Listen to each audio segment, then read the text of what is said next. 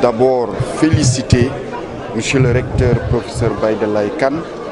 Monsieur le directeur de l'UFR Lettres et Sciences Humaines, professeur Boubacar Kamara, et l'ensemble des membres de l'UFR de Lettres et Sciences Humaines, avec évidemment mes félicitations appuyées aux récipiendaires étudiantes et étudiants de cette première cérémonie de graduation organisée par l'UFR de Lettres et Sciences Humaines. C'est un événement académique très important qui est à la fin de l'année, lorsque les étudiants ont terminé, célébrer ceux qui ont réussi et mettre des lauriers particulièrement à ceux qui sont les meilleurs. Et c'est ce que l'UFR de Lettres et Sciences Humaines a fait avec tout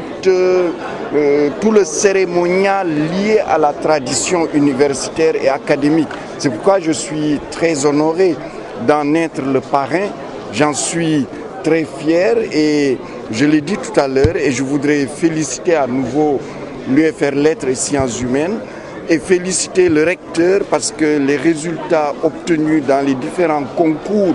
par l'université Gaston Berger de Saint-Louis sont tout à fait éloquents et je pense indiquent que l'université est sur la bonne voie et il suffit simplement que tout le monde se mette ensemble, renforce le recteur, renforce cela et que l'UGB va continuer à être une université d'excellence. Il y a déjà beaucoup de choses faites par le gouvernement et il y a en particulier un programme qui existe au niveau de l'enseignement supérieur qui s'appelle le programme sénégalais pour l'entrepreneuriat des jeunes. C'est un programme piloté par le professeur Aminata Sall Diallo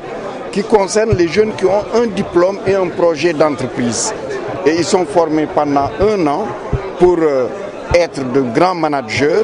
et à l'issue de cela, ils sont accompagnés pour évidemment créer leur entreprise, non seulement s'employer, mais employer d'autres.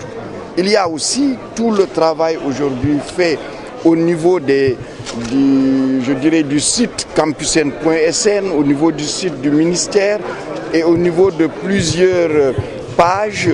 au niveau de l'Internet pour promouvoir les diplômés sénégalais et attirer les entreprises évidemment vers ces diplômés pour que les entreprises leur fassent confiance. Et c'est en cela aussi que le ministère de l'Enseignement supérieur est en phase avec le plan Sénégal émergent à travers l'une de ces réformes qui est l'alignement des filières de formation de l'enseignement supérieur sur les besoins de l'économie.